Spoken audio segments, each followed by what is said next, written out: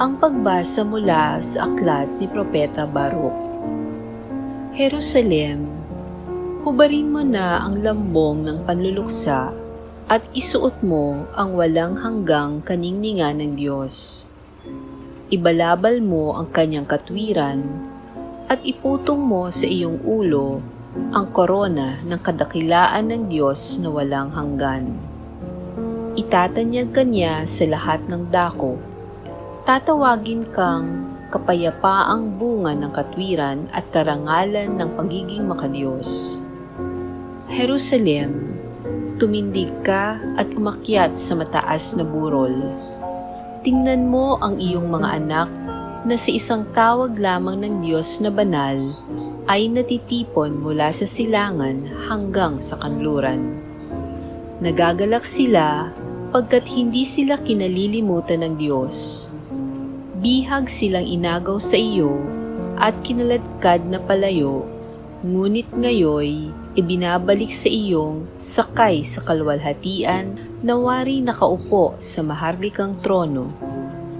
Iniutos ng Diyos na patagin ang matataas na bundok at walang hanggang burol, at tambakan ang mga lambak upang panatag na makabalik ang bayang Israel na puspos ng kadakilaan ng Diyos. Sa utos niya'y lilitaw ang maraming mababangong punong kahoy upang liliman ang Israel.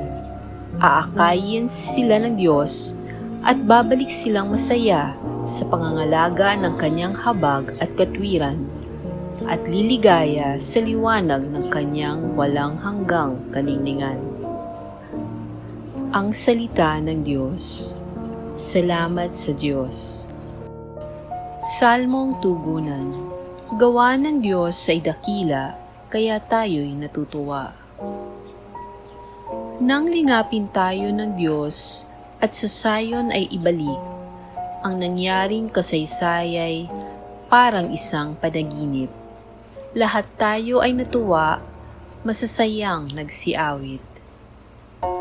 Gawa ng Diyos ay dakila, kaya tayo'y natutuwa. Ang sabi ng mga bansang nagmamasid sa paligid, ang ginawa ng Diyos nila ay dakila, anong rikit.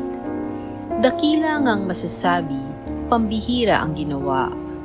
Kaya naman kami ngayon, kagalakay di kawasa.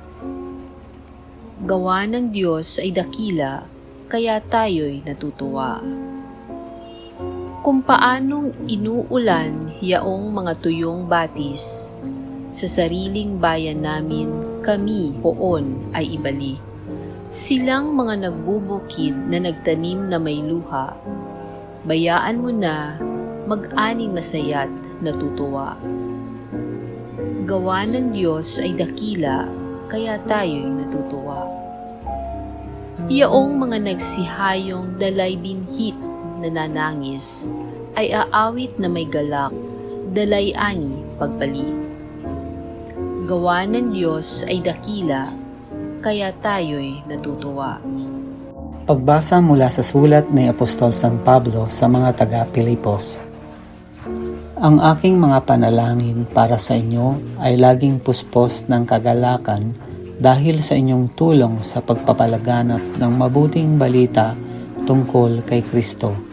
Mula nang ito'y inyong tanggapin hanggang sa kasalukuyan, tinitiyak ko sa inyong ang mabuting gawa na pinasimulan sa inyo ng Diyos ay kanyang lulubusin hanggang sa araw ng pagbabalik ni Kristo Jesus. Nalalaman ng Diyos na ang pananabik ko sa inyo ay kasinlaki ng pagmamahal sa inyo ni Kristo Jesus.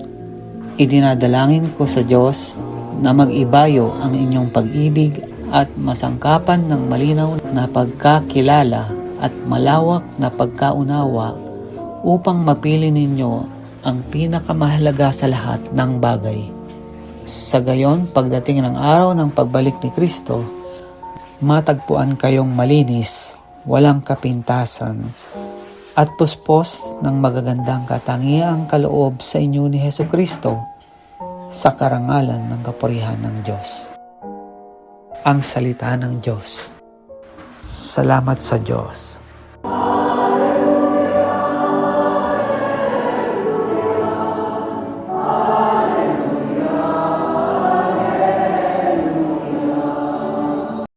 mabuting balita ng Panginoon ayon kay San Lucas. Ika-15 taon noon ng paghahari ni Emperador Tiberio. Si Poncio Pilato ang gobernador sa Judea, si Herodes ang tetrarka sa Galilea at ang kapatid naman niyang si Felipe sa lupain ng Itoria at Traconite. Si Lisanias ang tetrarka sa Abilinia. Sina Anas at Caipas naman ang mga pinakapunong saserdote noon. Nang panahong iyon, nasa ilang si Juan na anak ni Zacarias. Dumating sa kanya ang salita ng Diyos, kaya't nilibot niya ang mga lupain sa magkabilang panig ng Jordan at nangaral, "Pagsisihan ninyo talikdan ang inyong mga kasalanan at pabinyag kayo upang kayo'y patawarin ng Diyos," wika niya. Sa gayoy natupad ang nasusulat sa aklat ni Propeta Isaías. Ito ang sabi ng isang sumisigaw sa ilang, "Ihanda ninyo ang daraanan ng Panginoon. Tuwirin ninyo ang kanyang mga landas. Tatambakan ang bawat lambak at titibagin ang bawat burol at bundok. Tutuwirin ang daang liko-liko at papatagin ang daang bako-bako. At makikita ng lahat ng tao ang pagliligtas na gagawin ng Diyos." Ang mabuting balita ng Panginoon. Pinupuri ka namin, Panginoong Hesukristo.